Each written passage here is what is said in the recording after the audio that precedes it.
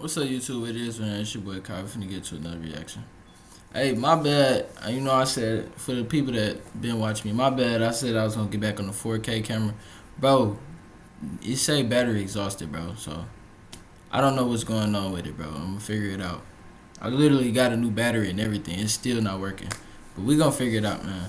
But, we finna get back into this reaction, man. This is part 2 of when suspects try to flirt with the police.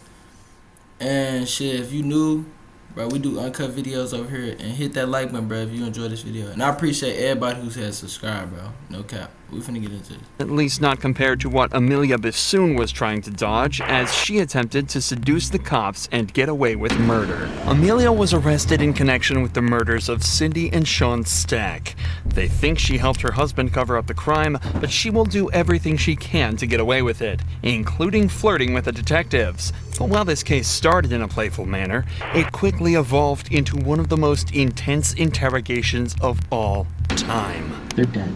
They're both dead. I didn't do anything. The detective starts by reading Amelia her rights and getting some basic information. Am I like getting arrested or something for something? Or We're gonna explain it to you. Yeah, we'll explain it all to you, okay? I just normally when this starts is like someone getting in trouble or arrested or something. Well, we just, like I said, we want to be able to talk to you. Already, it's obvious that Amelia is making her voice high-pitched and Damn, sound like bruh interrogating her who making the video. He on her. starts by reading Amelia her rights and getting some basic information. Am I like getting arrested or something for something? Or We're gonna explain it to you. Yeah, we'll explain it all to you, okay? I just normally when this starts is like someone getting in trouble or arrested or something. Well, we just, like I said, we want to be able to talk to you. Already, it's obvious that Amelia is making her voice high-pitched and speaking in a timid tone of voice. While this could just be what she sounds like normally, other footage of her suggests otherwise. I don't want to press charges, but I would like a no. Here's one thing you need to do before. God damn, am I tripping? All these fucking ads, bro. Contact order. I can do that. Okay. Her change in tone could also be a reaction to being in a stressful and uncomfortable situation. But as the interrogation continues, she begins to show more and more of these flirtatious signs. What happened with Josh? Did you say that? Did I hear you say he shot himself in the leg? Yeah, so in December we went bowling. Okay. The bullet went around the bone and around the artery. Wow. Through and through. Jeez, that's lucky. I Damn. know, he's crazy. How long you guys been married? It'll be a year in September. Oh, okay. Here, Amelia gathers her hair and moves it all to the right-hand side, exposing her neck on the left. The neck carries the jugular, an important and vulnerable part of the body that many people will make an effort to protect. However, when someone feels comfortable or safe around someone, they're likely to expose their neck by tilting their head or moving their hair to the side, suggesting attraction or at least the desire to show it. All right. What the So, fuck? I ain't know I can none of tell you the that reason shit. why we're here today. It's because of that issue with the bank. Okay. Okay. All right. Does that surprise you? For this type of situation, yeah. Okay. Like this intense. I mean, I got in trouble at work, which makes sense, but I'm just confused about this. Well, let's walk through it a little bit, okay? Let's walk through that and see how maybe we came here today, all right? And find out if this was just a misunderstanding or what, okay? The story ended with Cindy and Sean dead, but started with an equally disgusting crime. Amelia was an employee at Chase Bank and exploited her position to steal $50,000 from a dementia-ridden man. She wrote 2 checks from his account, and her husband Josh deposited them in his accounts.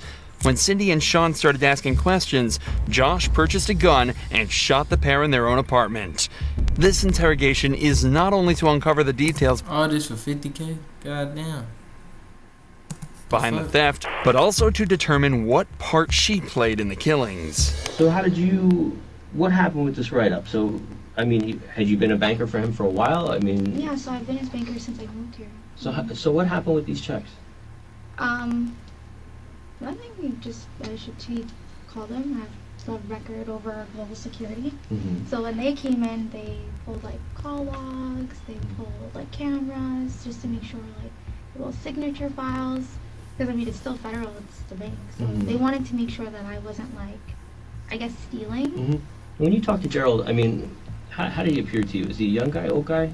He's old. Oh, how did he appear to you when you talked to him? He's okay. He was okay? Mhm. Did you ever have any issues when you talked to him about remembering things or anything like that? Like, I know, like, a little about himself. Like, he had brain surgery. Mm-hmm. But for the most part, he remembers things. I don't think he forgets, really. He just, other than that, he's... Okay. Yeah, nice guy. Amelia does her best to seem open and honest here, but as soon as she finishes up talking, she brings her shoulders up, hunches over slightly, and crosses her arms. All movements that are done to protect vital parts of the body and are obvious tells that someone feels uncomfortable. These signs only become more apparent as the interview continues. What did he have you do? Like, what did he ask for? Nothing, it's just we put 2 checks and $25,000 each, Mm-hmm. and that was it. The grandson came, picked him up, and... The grandson came and picked him up? Mhm. It was either the day before or the day after. Mm-hmm. I opened up an account for him. Oh, so he must have just deposited those checks into the account? I think your best bet right now is to be completely honest with us, okay? Okay. So let's go on a little bit more, okay? The truth is going to be the best thing right now, okay? Mhm. This happened in May? My write-up for it, and The account's still open? the grandfather? Mm-mm. Mm-mm. No? Amelia's speech has become much shorter and unclear, and she continues to seem more and more uncomfortable when pressured about Gerald's banking records. Of course, the detective has noticed this and is seeing straight through her original timid and playful demeanor, so he decides to ramp up the pressure. Amelia, listen. At a certain point in time, you have to move past it, all right? Mm-hmm. He's a nice guy, and I'm sure you really do care about him. I do. You see now? But it's not like I don't want to make it... Okay. Mm-mm. No. Did you take advantage of that old man? Yep. I don't want to say I took advantage of him, because he's a really nice guy. Yeah. And, Josh, Mhm. did he ever talk to them? No, he never spoke to him. He doesn't even know who we Mm-hmm. Would you have been at their house? are. Him? Mm-hmm. Mm-mm. He doesn't even know where they live. I don't even know where they live. Well, you have access to his account. Yeah, but I haven't... You opened it. Yeah, but I don't remember his address. You talked to Cindy? Mm-hmm. Possible she gave you their address? Is it going to be in the text messages? No. But you don't remember if she gave you the address or not? She never did. She had no reason to. It's possible Josh went over there and you didn't know? I mean, how would he know where they live then? That's not the question I was asking. Is it possible that he went over there? Not that I know, no. So you can't say for sure he did or didn't? I can say no. How To can my you say knowledge. no? Because he doesn't know he doesn't know them. Amelia now decides to change strategies. Instead of her original flirtatious and playful demeanor, she's switched to an innocent and clueless one. At points, she even smiles and laughs while being asked serious questions in an attempt to downplay the intensity and pressure.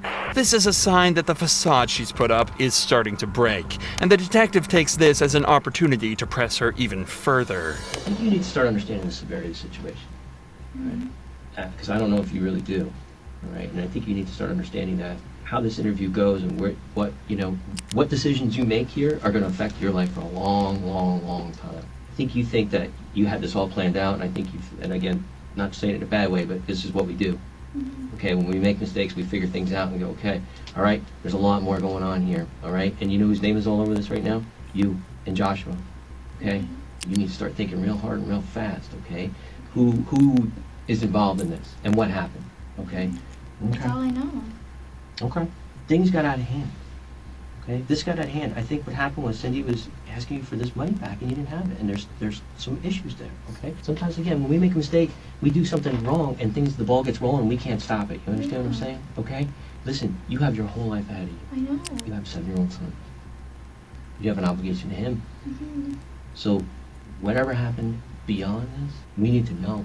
Because if you want to keep going with what you're telling us, okay, then we're going to have to go on that, all right? And you have to understand. Yeah. Okay. Okay. So somebody did something, we need to know now. Man, this shit intense like a motherfucker, boy. Damn. Okay. Damn. Tripping. This shit intense though. Nigga said we need to know now. Damn, nigga. Obviously strikes a So somebody did something, we need to know now. Talking about her son obviously strikes a chord with Amelia, and as interrogations are all about exploiting emotions to extract the truth, the detective jumps on this to make her as vulnerable as possible. Did Josh put you up to this? Mhm. Well, this is the stuff we need to know. Listen, if he put you up to it, he put you up to it. That's okay. Again, like Detective Murphy said, I think you're kind of at this crossroads right now, okay? You've got Josh, who you probably love, and he's your husband, okay? But you also have Julian. And you got to picture that little boy. You got to picture not being able to watch him grow up. Think about that for a second. Think about being put somewhere very far away from him, and the only way you're going to have contact with him is through letters. You're going to get pictures in jail, in prison, of your little boy growing up. That's your future. I don't know the severity of what he did, What did he do?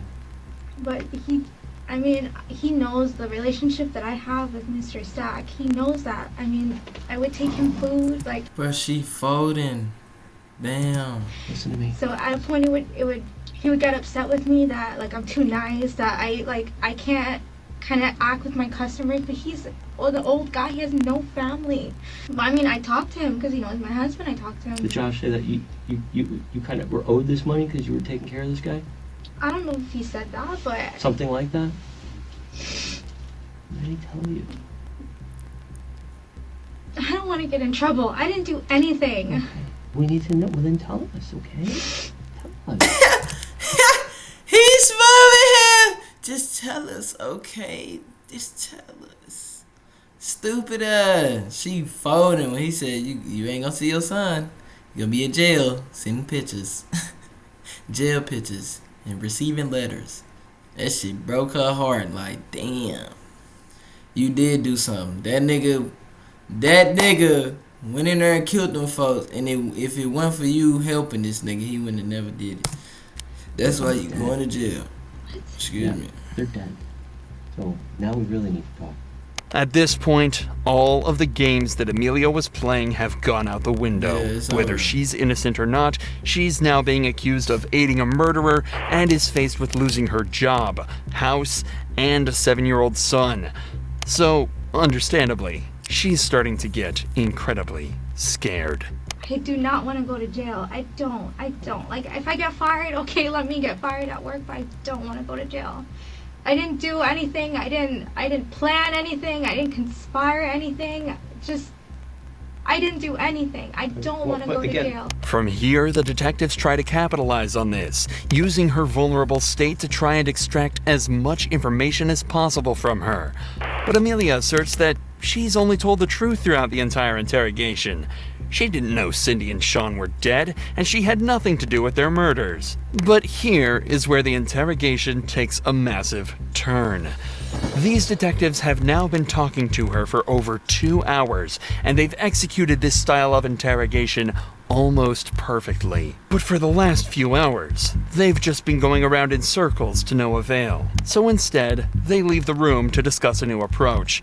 And that's when Detective Number 3 enters with blankets and a kind, apologetic tone. Hey, you need to talk. You need to get out from underneath this victim. Did they tell you who they work for? Yeah. Yeah, we're homicide detectives, so. I know. And they want you to be a witness, not a suspect. That's why I want to talk to them, because I just don't want to be involved in any of this. Like, Okay. I don't want any part of this. I want to be able to go home. Okay. Entering like this after such a stressful experience with the other detectives will set Amelia's mind at ease, Yeah. and subconsciously enforce the idea that he isn't a threat. At the start of the interrogation, Amelia was trying to seduce the detectives in an attempt to get better treatment and hopefully even a lighter sentence. So if the third detective plays into this by treating her kindly and playing her game, maybe he'll have a chance of finding out what really happened. In these cases, you can't lie. You can't, which means holding something back, telling a partial truth, or just flat out lying. That is accessory. You're protecting someone, and I'm telling you right now, you don't need to do that. If you know what happened, tell him. Did he tell you what he did, and don't you have to say anything? No, he just told me if you say anything, then, like, because, I mean, I'm not stupid. Okay, but eventually he told you what happened. No, he didn't tell me that he killed anybody, or that he was going. But you know that he was going over there. I knew that he was going over there. What day? Ah, she folded. She folded. And it was the detectives. It was, no, I don't know. What? He went over there? How can he go over there? Now it's this nigga coming with a blanket and talking to her nice. She instantly, yeah, he went over there. If she say what day, fool, I might damn near click off this shit. He told me, he's like, don't worry about what I'm doing. I'll take care of it. Talking about them, though. I'm guessing so, because that's just what he keeps on saying. I don't mean The like. importance is in details, not in vagueness. They told me I'm going to jail regardless. Well, the fraud part may be, but that's nothing. That is nothing. He just. Why 12 lot of. Hey, that's why we don't fuck with 12, man. 12 do anything, but shit. That nigga said, you might go to jail with fraud, but that's nothing. He just. This nigga hell. You might go to jail for fraud, but that's nothing. This, you going to jail, but. Well, the fraud part may be, but that's nothing. That is nothing compared to these charges for first-degree murder. If I say all of these things, will I get in trouble? If you don't say any of these things, you're get in definitely trouble. gonna get in trouble. Yeah. But this is where I'm scared. If I say these things, like, I didn't do any of this. Put it this way. If you protect him and you don't tell us everything, Okay. then you're part of the crime. Amelia is now met with a harsh dilemma. Yeah. She has to either gamble that the detectives never connect her to the crime and face felony charges herself, or fess up and snitch to the police, likely sending her husband to jail for the rest of his life. This is her last chance to make the right decision, or she'll never see her son again. Can we start over from the beginning? Yeah, go ahead. So I let her know she wanted to know. She went with her dad to the bank and she looked at the transaction history and she wanted to know what the checks were. So I can't tell her much. And then he's over my shoulder listening to my conversations with her. And he's just like, I'll take care of it. Don't worry about it. He just wasn't having it. He didn't want me to talk to her. He didn't want me to contact her. And who are we talking about, her? The guy's daughter. You know her name? Cindy. She doesn't call her Cindy. Cindy. And he knew who Cindy was. Only because of the conversations that me and her were having. Okay, go ahead, I'm sorry.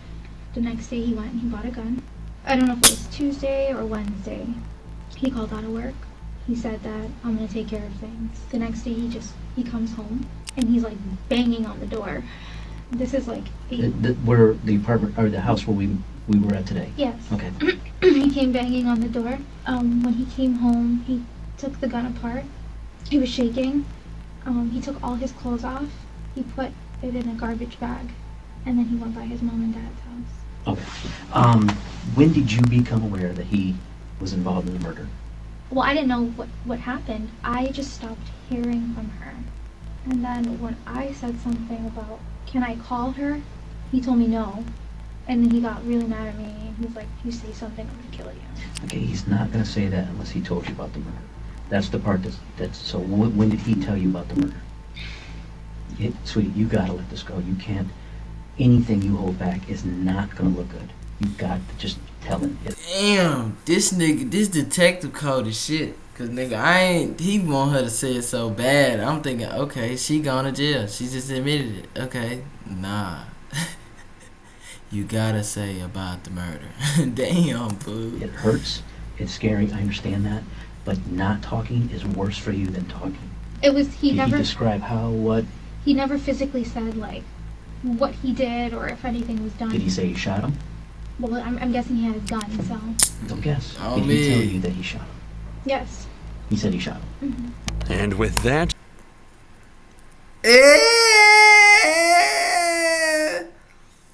She folded. She folded for her kid, though. Y'all gotta give her benefit of the doubt, bro. She folded for her kid. But who fold me, you better not fold. You better not.